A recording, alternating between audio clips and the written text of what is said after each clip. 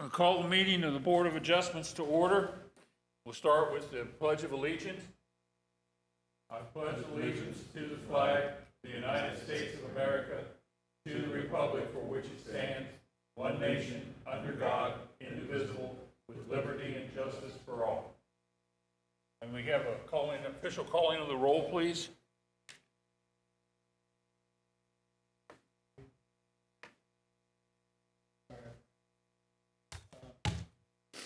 Got another copy of that.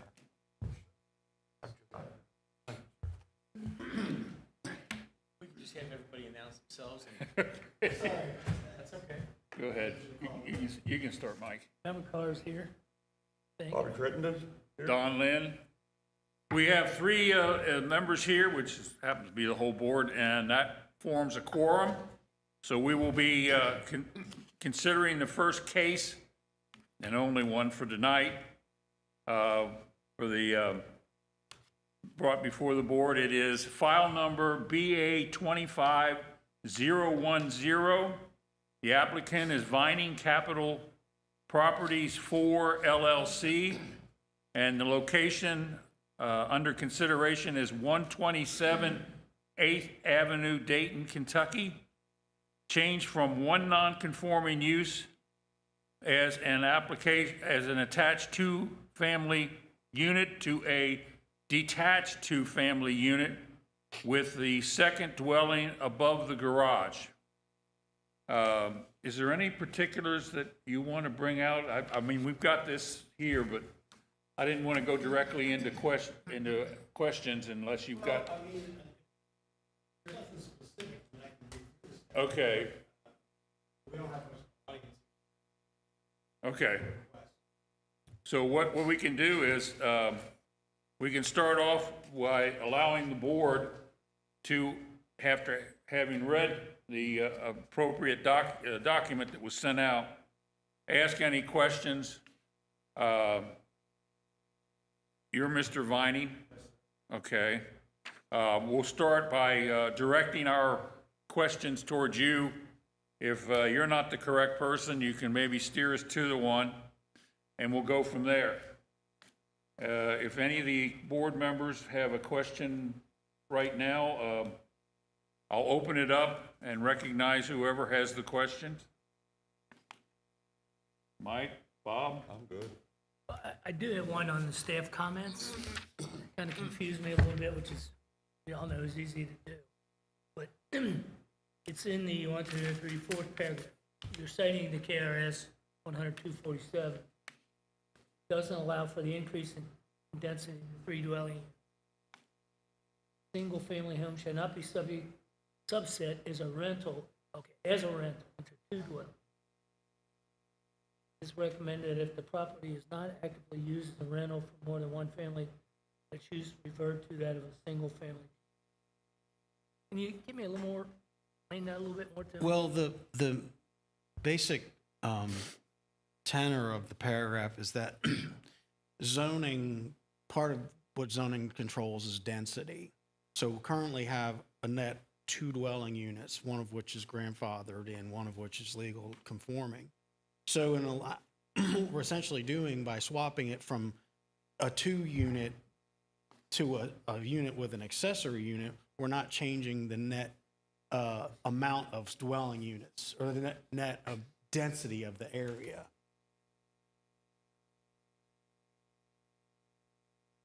And we're not increasing it to 3. That's correct. Mm-hmm. Okay. I apologize, I didn't read this whole thing. I glanced at it on my email, but this over the garage, is that going to be rehabbed then? Or That's what what's been rehabbed, yes. Okay, what kind of egress does it have? I think. I mean, I see a door and nothing. Can you address that, the design there? Sure. So Jack Gatlin on behalf of the Vining Group. So I have, and I don't know if it was in the staff report, but I do have what was submitted for the building permit, which shows where all the ingress and egress is. Okay, very good. Is it still going to be used as a garage So underneath? here's the drawings of it. Oh, you know what? I knew I had actually brought copies. If I may approach y'all. Certainly. All right. Every city has different levels of formality. What's Oh, I understand. We don't stand high on Thank you, sir. formality. Just want to be careful. I understand. Okey-doke. So this is the application that was made for the building permit. You can see that, and the building permit was granted. This actually was kind of a snafu that popped up when we went for, or when our client went for an occupancy permit. So you can see that the bottom floor is still going to be a garage, operates as a garage. You can enter there, the stairs, and then the second floor is the living space. And again, all that's happening here, and I don't want to talk over staff, but all that's really happening is it was an existing duplex, a garage that was behind that was kind of in bad shape, it was in rough shape. Our client kind of had a little bit of a misunderstanding. He thought he was going to be able to have 3 units out here, made an application for a building permit, has already renovated and put a fair amount of time and money into that garage unit. We understand now, he understands now, that obviously, this board doesn't have any ability to extend it beyond the 2, and all we're requesting is to basically take that duplex and to make it now one single family, and to have that non-conforming building now be the garage with full residence above, which my understanding is that the building inspector, Mr. Fowle, had no issues with, ready to give an occupancy permit other than the issue of it, third dwelling. That was, I think, a general misunderstanding. Now, I understand from what I read in here and what you've been saying, that this new renovation is done. It is correct. It's, I think you have some finishing touches. Yeah. The drywall and primer. A lot of the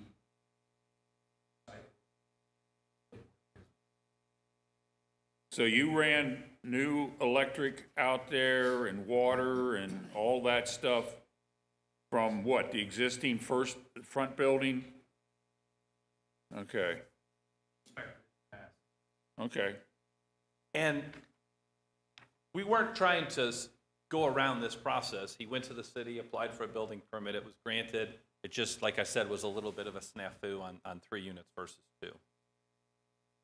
But we're just wanting to. Yeah. So let me get back to the front house, which I think you can answer it. I read through your statements. Yeah. And basically what I'm understanding is, okay, now, instead of getting $2,500 for the front one, you're going to change that, and you're only going to have one family in there. Yep. And so even though the house is set up to have 2 families, and everything you need to have, because there must be a kitchen upstairs, Correct. and you have all separate utilities upstairs. Yes, no, maybe? Electric, yes. You have electric, okay. Yeah. And the water comes off of the, but are you metered separately on that? On the water, Yeah. just one. So if you had rented it out as 2 parties, they would have paid you for the water bill, or how would that have worked? I take care of the water. Okay, Yeah, and I plan to keep taking care of the water bill. okay. Yes, If sir. you're smart, you'll have that water separated into 2 meters, believe me. They won't let me. Well, no, you can't now. No, you can't now because he wants to make Oh, one unit. wow. Well, they said I can sub-meter it and keep track of Yeah. it myself, but Oh, okay. SD1 and Wow. Northern Kentucky said we're all trying to get it on one, so, which I allowed for. Yeah, So are you going to remodel the upstairs to remove what would have normally been the kitchen into something else? I wasn't planning on it. Well, here's my dilemma. If you're saying to us, we ain't going to put 3 tenants in there, Right. but the second floor of the house is still set up for that, we have no way of knowing whether you decreased it or you just told us you would, and then later on, because everything's possible, and I'm not saying you'll do it, it would happen immediately, but say you sell the building. Right. Now we're back in the same dilemma of you can't have 2 and yet the house is set up for 2. Yeah, so I'll jump in there. Okay. I mean, obviously, if this board approves this as a variance, you're going to make it very clear as a part of your findings that there can only be 2 units on this property, okay? Right. So obviously, it then becomes a code enforcement issue if there is any evidence of a third family in there, and it's not going to be hard, in my opinion, from a code enforcement perspective, to determine there's going to be a third family in there, and then he can be cited. Yeah. I mean, I don't, Mr. Evanson, if you want to weigh in any more on that. I guess my thought is I think the purview of this board is to determine whether this is a reasonable variance to maintain a non-conforming use. I think as far as enforcement of that being only 2 families, I think that's a code enforcement issue outside of the purview of this board. It is, But you at don't the want to same set yourself up for failure, I understand. Yes, yeah, Understand. that's really where we're coming from is we leave the enforcement people with a inability to do their job because how would anybody ever know that there were 2 tenants in that building and 1 tenant in the back building? Would be probably no visible signs that would dictate that. Well, maybe this will help us a clarification and just some general questions. Have you removed like the identity of the second unit that's in that? Meaning, like, have you taken out the kitchens, for example, the kitchen, Well, the second kitchen? I haven't done any of that because there's people living in it. Okay. Yeah. So, How many people are living there? There's- 2 families? Well, no, just one person each. They're just single people. So 1 person down, 1 person up. okay. So right now it is being lived in by 2 separate entities. Correct, but one of those tenants wants to move to the project we're doing, the garage and the loft. Okay. And her lease, the downstairs is up in February, so it's good timing on my end to get him to the back, to offer her the whole house. And if not, I find another tenant. I was gonna do 1 lease. I know what your concern is, but, Yeah. and I just bought the property, so I intend to hold it. Yeah, and I understand that, the intent here is 1 property, front property, 1 family, the back property, 1 family, whether it's a single individual or a family. Probably have to be no more than 2, but the problem is that if we grant this, how are we giving the code enforcement people the ability to differentiate whether you have 1 leasee or 2 leasees in the front building while still having a leasee in the back building? And in the garage, and converted garage. You see what I'm saying? Well, There's no way externally to tell that. but what if in my own home residence, I wanted to have 3 kitchens? It doesn't mean I've got 3 families living in there, right? I understand. So, I mean, it's, But see, we aren't talking tonight about your family, your house. well, it We're is my talking, house. huh? This is my property, this is my house. Well, it is, and I understand that. Right. But at this time, it is all rental property. It is. And so, the opening question is always going to be, in code enforcement, which is what brought you here, how are they to differentiate when you have complied from when you have not complied, since there's no external way if you leave that kitchen in? Well, one point of clarification, it Okay. wasn't code enforcement that brought us here.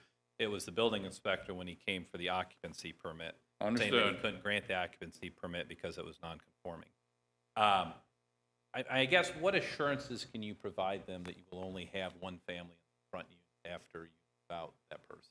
I mean, I guess from a paperwork standpoint, 1 lease. I mean, that was the intent. 1 lease. Okay. This is a first for me, so I don't know what other Understood. assurances. I mean, obviously, everyone respects their own privacy, right? Like, Sure, absolutely. I wouldn't want someone coming into my house, 3 kitchens, and I don't think that's what you're getting at. But just- Well, but as long as there are 2 kitchens in that home, right, we have a situation where at any point in time, there could be 2 different tenants. Mr. Chair, I have a few comments, if you don't mind. Fine, In the please go zone, ahead. in terms of zoning, we don't limit the number of kitchens that you can have in a Understood. place.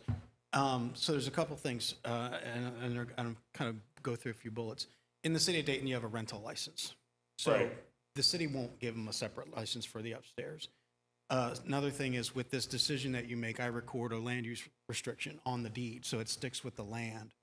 Another thing that's kind of maybe a little bit outside of the box thinking, and that is the accessory dwelling unit concept is becoming much more popular. So not only are you creating an accessory dwelling unit on this property, but in effect, that upstairs can be seen as an accessory dwelling unit. There might be a situation where you've got an aging relative or an adult child that wants some independent living, but it's all under one lease. And this layout would work out really nicely for that particular type of customer, because they do have their own kitchen, bathroom, entrance, but it's still under one lease. Technically, an accessory dwelling unit, which is a single-family house with an accessory dwelling unit. So from a zoning perspective, I'm not too concerned about this getting outside of our control, because there will be paper trail, like I said, the land use restriction, and there will also be the rental license that they'll have to get to rent it out.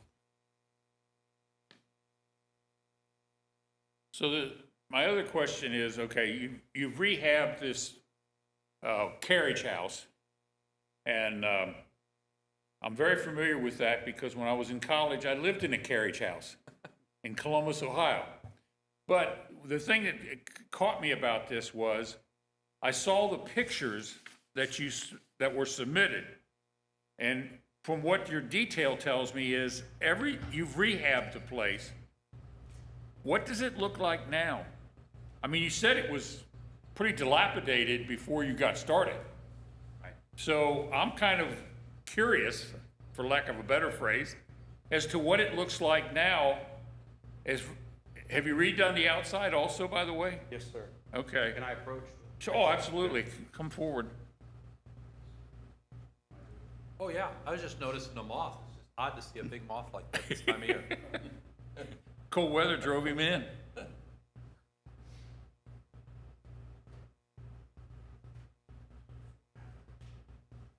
Okay.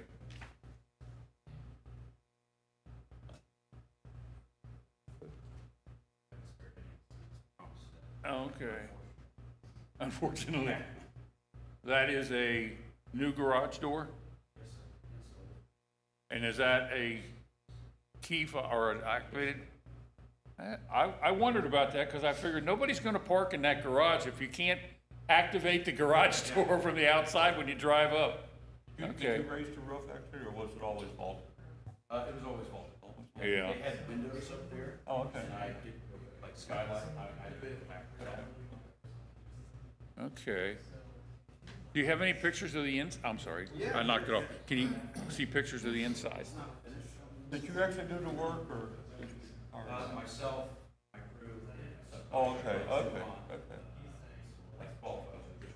When you say, I know you said this is your part-time job, you have a full-time job? Okay. And so how does that work when you have a crew and you're working a full-time job? That's my wife. Oh, okay.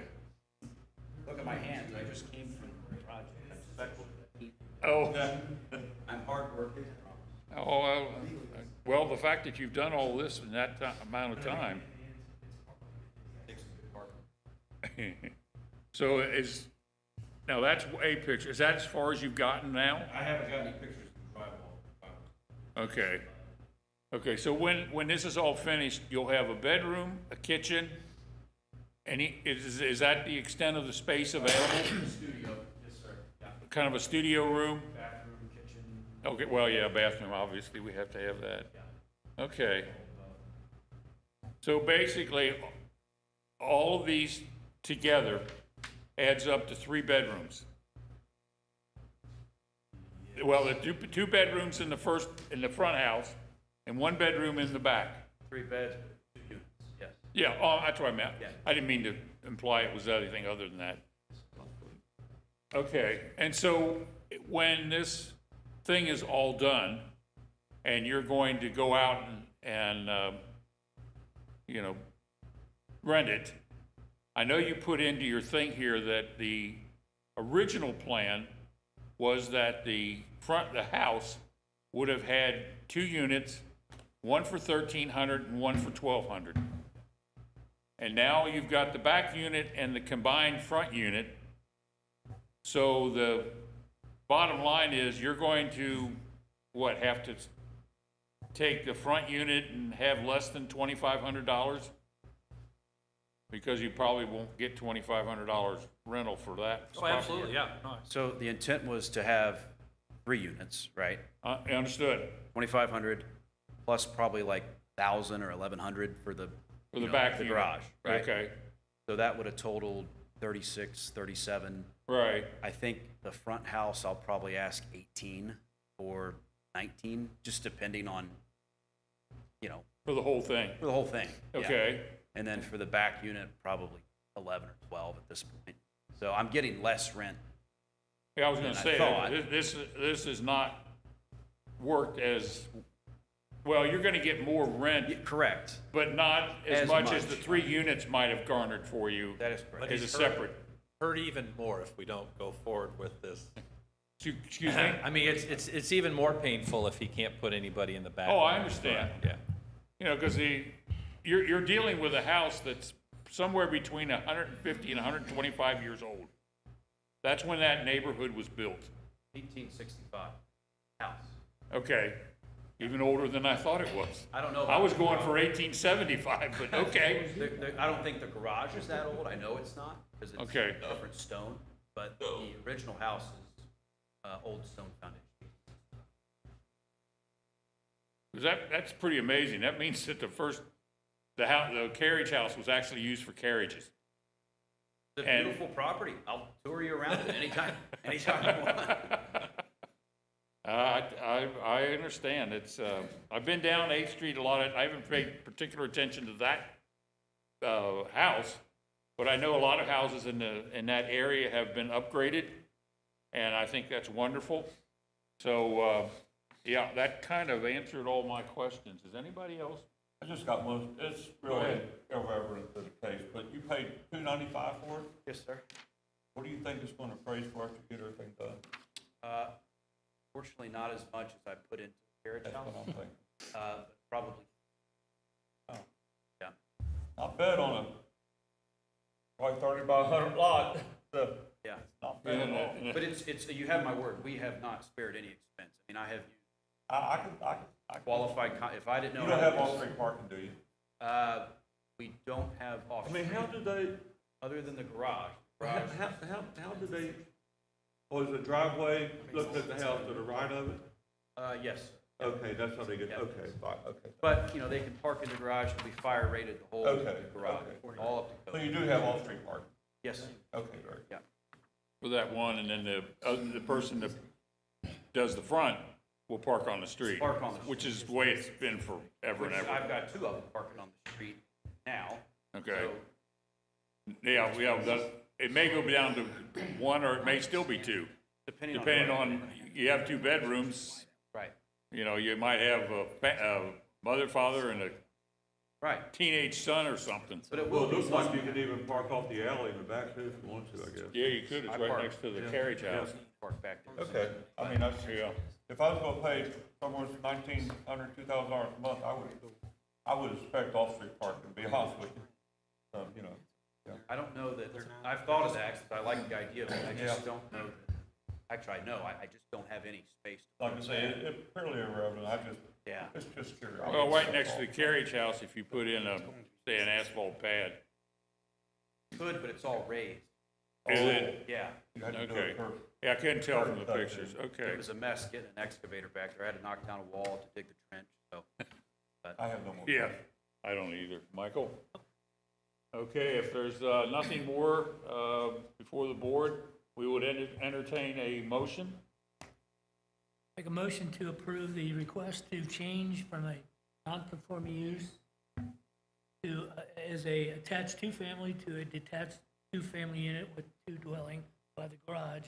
And then the conditions, do I need to go through all those? The one condition I think we do want to make sure is on record is that if you ever continue, if the dwelling unit is discontinued, I think what is it, 50% of the value is lost, then it has to revert back to the single family. Sure. That's If it part of gets the, dilapidated again, yeah, that would be on bird. the Yeah. condition. Yeah, a fire would be the only thing that comes to mind that would decrease the availability of the unit. I'll second Mike's motion. Motion has been made and seconded. What's the vote? I guess I can already know. I don't vote unless there's a tie, and there's no ties. Let me resend my vote. No, I'm just kidding. I just want to see a tie. I've never seen a tie here, so. All right, so based upon that, your application is approved, and you will have a 2 dwelling, 1 tenant each dwelling on that property at that address. And we appreciate you taking the time to come down and see us. Seriously, swing by and I'll show you around. It's a beautiful property. I need to drive down, I don't normally drive down alleys, but I need to probably drive down that alley just for my own. Yeah. Thank you all. Merry Christmas. Merry Christmas to you. See you, man. Have a good night. How's your wife? Sarah said hi. Hey, man. Okay, so the only other thing is if there's any old business, anything, anybody, I don't have any. Just us three, Don, that's all. Yeah, the only thing that's old is I us. included you too, pal. Just the whole business. Yeah, he's creeping up on 70, Wow. and I'm creeping up on 80. What are I you am at? too. I'm 78, I'll be 79 in March. Yeah, I'll be 79 in June. I'm a little bit over. Yeah, just a couple. This is, There you go. but I still hold the record up in the cul-de-sac. I'm the oldest. Oh, you? Yes, I am. But if you come up, then I'm second. Yeah. Well, I'm right there at the corner, so you could almost include me. Yeah, well, that's probably true. I said one time, well, I guess you can be included. I said, Greg, I really don't care. You're one of those Lincoln Roaders. Yeah. Dayton Tigers. Big Yeah. biker. Yes. I'm making a motion. You seconded. All in